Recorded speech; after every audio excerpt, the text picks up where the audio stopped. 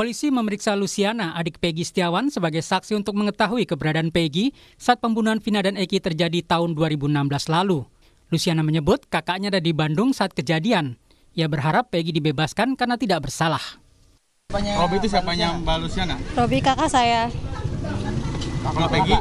Peggy kakak kandung saya juga. Urutannya gimana tuh? Yang Robi pertama kakak siapa? kandung apa Ya, bukan? yang pertama Peggy Setiawan kakak kandung saya, yang kedua Robi Setiawan kakak kandung saya, yang ketiga saya sendiri, yang keempat ada adik saya Ameliana. Berarti berapa saudara? 4 bersaudara. 4 saudara. Kondisi ibu seperti apa, Mbak? Kondisi ibu sekarang masih down, belum bisa ketemu siapapun. Ada pesan-pesan, Mbak? Ya semoga Peggy dibebaskan karena Peggy tidak bersalah sama sekali. Suarsono, rekan kerja Peggy Setiawan saat menjadi kuli bangunan di Bandung, menyebut penetapan Peggy sebagai tersangka pembunuhan Vina dan Eki salah sasaran. Ia mengatakan saat kejadian pembunuhan Vina dan Eki 27 Agustus 2016, Peggy sedang berada di Bandung bersamanya. Nggak yakin kalau itu sih Peggy itu salah sasaran, salah tangkap. Ya salah tangkap. Saya udah angkat datang, saya naik, yang nganter Robi, Ibnu, sama si Peggy. Tanggal berapa kan? Tanggal 27 Agustus tahun 2016. Sekitar jam 8 saya naik motor Di Bandung ya? iya, Jam 8 pagi apa malam? malam. Jam 8 malam. Habis kajian saya langsung naik angkot ke Lewi Panjang, mobil Godwill. Ya. Si Peggy-nya sampai ke angkot aja, nggak ke langsung terminal. Tapi Peggy saat itu memang ada di Bandung ya? Iya, masih di Bandung. Nganter ke angkot, Terminal. ke angkot aja. Posisi Terminal. Bandung ya? Posisi Bandung. Udah pulang dianya ke Bedeng lagi. Usai pembunuhan Vina dan Eki, polisi menyebut Peggy Setiawan kabur dari Cirebon, menghilangkan identitas dan mengaku bernama Robi. Yang pertama bahwa pasca kejadian PS ini kemudian meninggalkan kampung halamannya, dia pergi ke Katapang sebagaimana tadi dijelaskan oleh Pak Kabid Humas. Di sana dia tinggal satu kos bersama ayah kandung dan ibu tirinya. Namun PS tidak mengenalkan diri sebagai anak kandung daripada ayahnya. Di sana dia mengaku sebagai keponakan, demikian juga bapaknya mengenalkan kepada pemilik kos bahwa PS adalah keponakannya. Hal ini dikuatkan dengan keterangan pemilik kos yang sudah kita minta keterangan. Demikian juga nama sudah diganti, bukan lagi PS tetapi menggunakan nama Robi. Namun hal itu dibantah ayah Peggy. Menurut Rudi, Peggy dan Robi dua orang yang berbeda dan keduanya adalah anak-anaknya. Oh iya, Robi itu anak atau panggilan sebenarnya Pak? Anak kandung Pak, anak kandung sendiri Pak. Itu mah nama panggilan aja, panggilan kerja. Jadi Bapak ini punya anak berapa totalnya? Tapi yang 4 saya. 4. Pertama, Peggy. Robi Setiawan. Yang kedua? Robi Setiawan. Yang ketiga? Luciana. Yang keempat? Ameliana. Nah, berarti Bapak membantah bahwa selama ini Peggy merubah nama jadi Robi ya Pak? Iya. Jadi nggak ganti identitas ya, Pak? Enggak. Jadi itu hanya nama samaran Sama saja? samaran Pak panggilan. Kemudian upaya Bapak Supaya Bapak untuk membantu Peggy Pak ini dalam proses hukum Pak? Ya supaya dibebaskan aja gitu, enggak bersalah. perbuatan kekerasan. Polisi menyebut Peggy adalah DPO terakhir di kasus pembunuhan Vina. Peggy membantah saat dirinya ditetapkan sebagai tersangka pembunuhan dan perkosaan Vina. Saya tidak pernah melakukan hukuman itu. Jadi fitnah. Saya rela mati. Saya rela mati. Tidak. Kuasa hukum Vina menyebut polisi harus bisa menjelaskan siapa yang bertanggung jawab atas kematian Vina setelah polisi menghapus nama 2 DPO kasus Vina. Siapa yang paling bertanggung jawab atas kematian Vina dan Eki kalau 2 DPO itu dihilangkan? Apakah serta-merta kami selaku kuasa hukum percaya begitu saja? Ayo, apakah kami harus tinggal diam? Berarti selama ini tentunya yang harusnya bekerja adalah siapa? Nah, betul. Sudah tahu kan? Gitu. Jadi kami tidak mau tahu, kami tahunya yang berdasarkan keputusan itu ada 2 nama lagi. Publik menunggu langkah polisi untuk mengungkap kasus ini agar pihak-pihak yang terlibat bisa dijatuhi hukuman setimpal. Tim Liputan Kompas TV. Polisi sudah menetapkan Peggy Setiawan sebagai tersangka kasus pembunuhan Vina Eki. Tapi keterangan rekan kerja Peggy menyebut Peggy ada di Bandung saat peristiwa terjadi. Bagaimana mengurai kasus ini sehingga bisa terang benderang dan juga memberikan rasa adil bagi pihak keluarga Vina. Kami akan membahasnya malam hari ini bersama pakar hukum pidana Jamin Ginting dan penasihat ahli Kapolri Arianto Sutadi. Pak Arianto, selamat malam. Bang Jamin, selamat malam. Selamat malam semuanya. Selamat malam Bang Ari. Saya mau ke Bang Jamin dulu. Bang Jamin, ini kan setelah Peggy ditetapkan sebagai tersangka, otak pembunuhan Vina dan juga Eki, belakangan muncul dari pihak teman maupun keluarga meyakinkan bahwa Peggy itu sebenarnya tidak terlibat karena berada di Bandung, bukan di Cirebon, di TKP kejadian pembunuhan Vina. Jadi kalau rangkaian demi rangkaian yang dilihat sampai dengan sekarang, gimana Bang Jamin lihatnya? Ya, dalam konteks pembuktian pidana itu, kita kan mau mengungkapkan kebenaran material. Nah, kebenaran material itu bisa ditentukan dari beberapa faktor, saksi dan juga alat bukti lain. Contohnya yang paling tepat adalah dalam teknologi sekarang CCTV.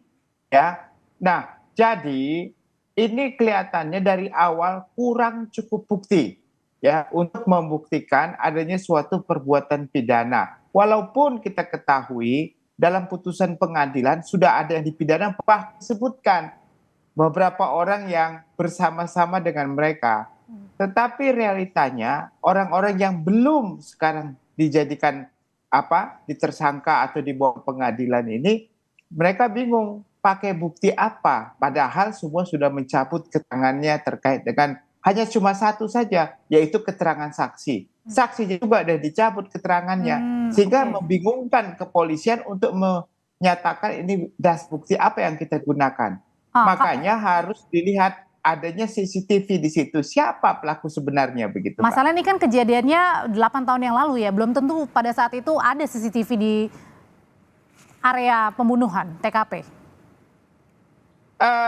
Saya pernah mendengar, mungkin saya salah, bahwa pengacara beberapa tersangka itu mengatakan ada CCTV yang harus diungkapkan pada saat itu, yang belum diungkapkan. Nah, itu pernah disampaikan, saya dengar itu. Tapi saya nggak tahu apakah itu benar-benar ada atau hanya cuma disampaikan. Tapi yang paling penting, ada 2 orang yang dianggap sebagai DPO. Saya nggak tahu proses DPO-nya seperti apa. Sepengetahuan saya, berdasarkan Perkap, kalau sudah orang di DPO kan, itu sudah jadi tersangka. Dan kalau tersangka tidak bisa diabaikan begitu saja, harus di SP3 kan begitu. Makanya kalau sampai sudah ada jadi tersangka, lalu tiba-tiba dihapus begitu saja DPO-nya, saya agak mencurigakan ini ada sesuatu hal yang kurang tepat untuk bisa dipublikasikan kepada publik supaya publik paham. Artinya ada sesuatu. Ya. Apalagi kalau sudah ada dalam putusan pengadilan, lalu dikatakan pelakunya ada 3 orang lagi yang belum ditangkap, 1 ditetapkan sudah ketemu, 2 lagi tidak ditemukan tetapi dibiarkan saja. Karena dalam konteks pidana itu bisa menghilangkan itu karena daluarsa ya, daluarsanya penuntutan, bukan karena dihilangkan begitu saja tanpa ada aling-aling gitu kita bilang. Kalau gitu langsung ditanyakan ya kepada penasihat ahli Kapolri Pak Arianto, ini yang dipertanyakan juga publik bukan hanya Bang Jamin. Ini kenapa tiba-tiba ada penghapusan 2 DPO padahal putusannya sudah tetap begitu ya, berkekuatan tetap bahwa ada 3 DPO pembunuhan Vina. Ya, saya akan mengomentari dari sudut pandang saya sebagai mantan penyidik ya, kebiasaan-kebiasaan yang terjadi di dalam suatu penyidikan. Kalau tadi Bang Jamin sudah menyampaikan pada secara teoritis, saya sekarang dalam prakteknya ini. Masalahnya ya, DPO itu dulu ya, itu kan dulu disebutkan oleh hanya berdasarkan waktu itu ya, kesaksian daripada 5 orang yang sudah divonis itu. Sehingga polisi yakin bahwa itu kuat itu mereka itu, yang 3 orang itu disebut sebagai DPO gitu kan. Kemudian proses berjalan dan itu berkas sudah sampai ke pengadilan dan diproses dan diputus, yang 8 orang itu ternyata dihukum dan sudah sampai ingkrah.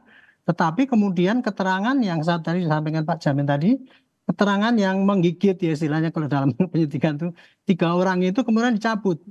Sehingga polisi waktu itu kan kehilangan daya untuk mengejar mereka. Itu dalam penyidikan gitu ya. Dan kemudian dengan adanya diputus inkrah 8 orang itu, maka polisi merasa bahwa itu tugasnya sudah puas. dia lengah di dalam bahwa di dalam putusan itu juga disebutkan 3 DPO itu tadi.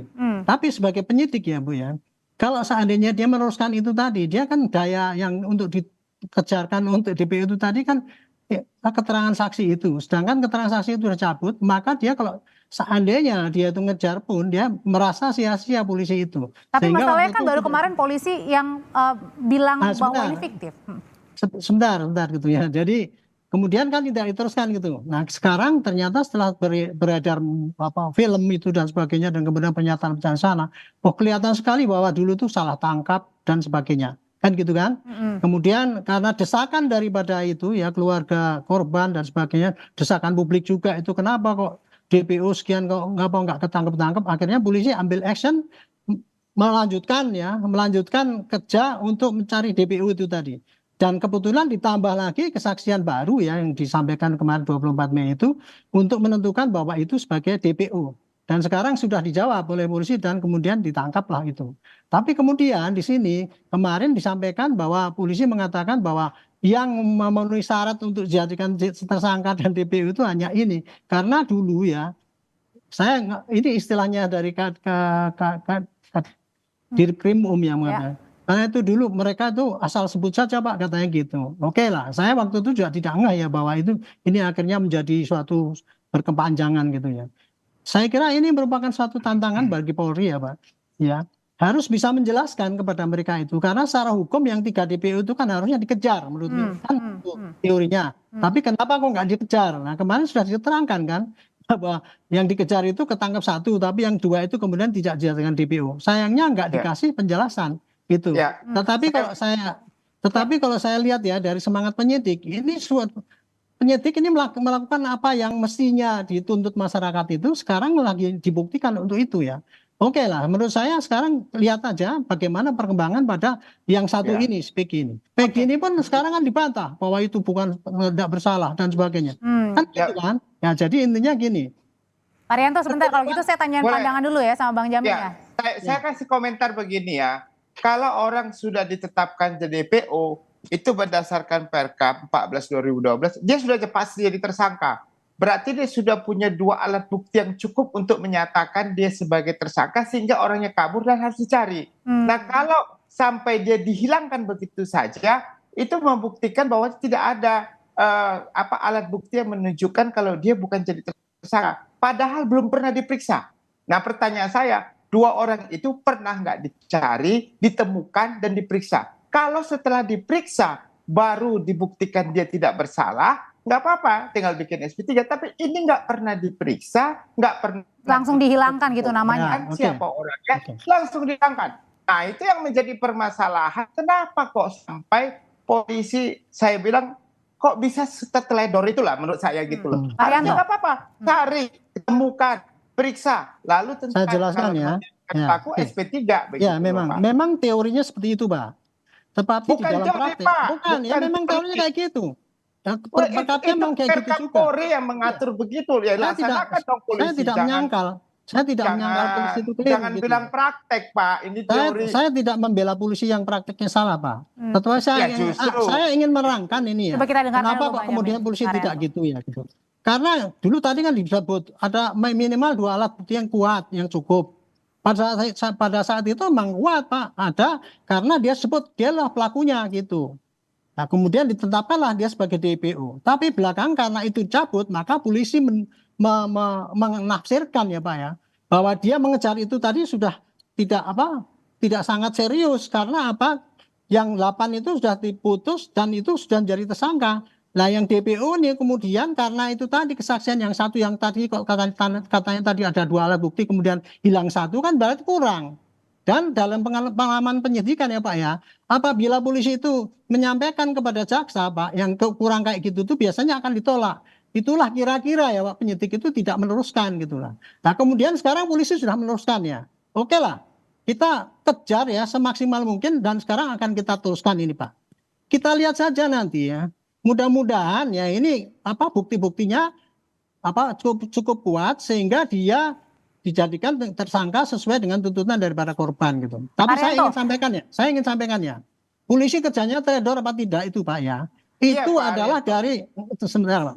Polisi kalau pengamatan saya Pak, polisi kerjanya teledor apa tidak itu kalau di dalam penyidikan itu Pak, endingnya adalah kepada bagaimana putusan pengadilan Pak Arianto, itu. tapi gimana 2 DP itu dihilangkan, padahal kita juga sampai saat ini kan masih publik juga, bahkan kuasa hukum dari keluarga Vina mempertanyakan apakah benar Peggy ini otaknya atau jangan-jangan. Nah sekarang Peggy yang udah ketangkepannya masih dipertanyakan, ya nggak apa-apa itu silakan. Justru polisi sekarang ini Peggy ditangkap kemudian akan diperiksa, cari bukti-bukti yang lain, apakah dia itu tersangka atau bukan, atau bukti lain yang meringankan dia, apakah dia bukan tersangka. Pasti nanti itu akan di SP3. Seperti tadi katanya Pak Jamin Ginting, kalau tersangka itu nggak terbukti, akan di SP3 gitu. Tapi kalau Peggy ini nanti kemudian buktinya kuat, alibi kuat untuk menunjukkan bahwa dia itu berbuat seperti yang dituduhkan di dalam putusan pengadilan itu, maka pasti akan dikirim ke kejaksaan. Hanya saya satu yang saya ingin pertanyakan tadi. Polisi itu ukuran keberhasilannya ya, kebenaran kerjaannya itu adalah apabila dia sudah mengirim tersangka itu dan divonis gitu. Kalau terjadi kekeliruan dalam penerapan hukum itu, dia bisa digugat atau pakai peradilan ataupun pakai PK dan sebagainya gitu. Nah sekarang yang saya heran juga ya, kenapa kasus yang dulu itu diputus oleh polisi, oleh hakim diputus gitu loh. Kok dengan mudahnya diputus seperti itu. Ini yang mesti dieksaminasi ya juga pengadilan juga, kenapa itu, termasuk jaksanya juga kenapa meloloskan berkas itu gitu. Kalau memang mau dieksaminasi itu yang terjadi gitu.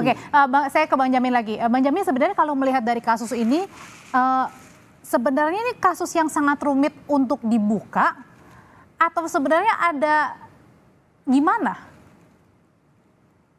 Ya saya nggak tahu di balik ini ada apa, siapa pelakunya, atau ada orang-orang tertentu yang mempunyai kekuatan untuk bisa mengaburkan orang-orang tertentu yang dianggap sebagai pelaku ya. Nah, semua rata-rata kan pelaku ini menyatakan tidak bersalah, tidak melakukan perbuatan. Ya, bahkan konferensi pers kemarin saya juga kaget, berani ya dengan ngomong gitu. Berarti kan dari hati nuraninya itu langsung.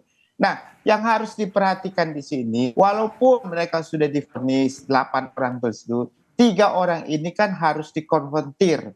Dikonfrontir artinya dipertemukan, ditanya satu persatu, nanti ketahuan begitu apakah memang benar-benar dia atau tidak. Kalau alibinya mengatakan pelaku cenderung untuk bilang saya nggak pelaku, ya nggak apa-apa, tinggal alat bukti aja nanti yang tinggal membuktikan. Tapi kalau tidak cukup alat bukti untuk itu, tapi karena mereka harus dipaksakan mengaku, itu juga salah dalam prosedur pemeriksaan ya, tidak boleh dilakukan seperti itu.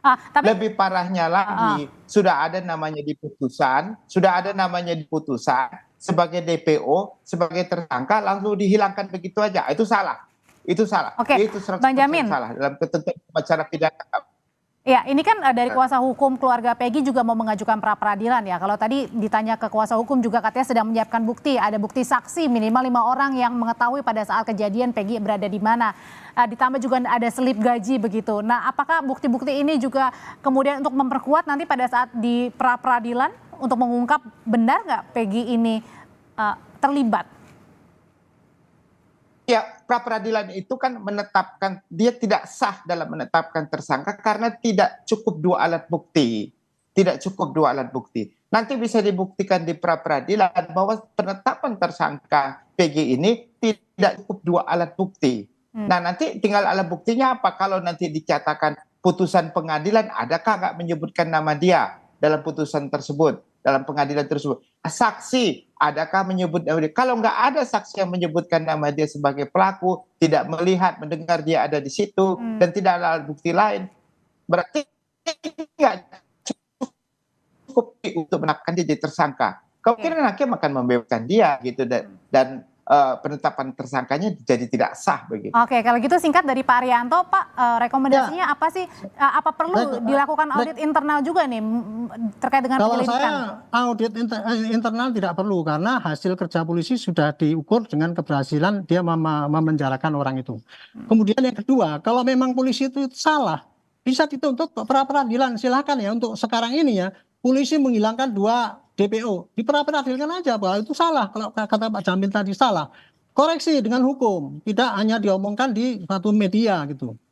Termasuk juga kalau ini Peggy dianggap salah tangkap, boleh ajukan ke pra-peradilan, kita membuka kok. Dan kita ya polisi itu mencari sekarang saksi-saksi yang mendukung maupun yang menolak. kumpulkan jadi satu. Nanti kemudian akan diserahkan pada jaksa, dianalisis apa kita memenuhi tuntutan apa tidak.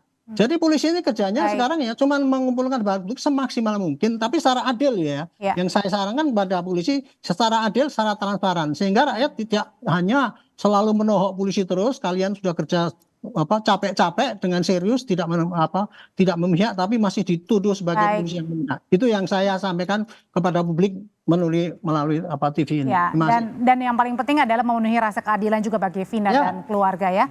Terima kasih Pak Arianto, terima kasih Bang Jamin Ginting. Terima kasih Pak Arianto. Terima kasih.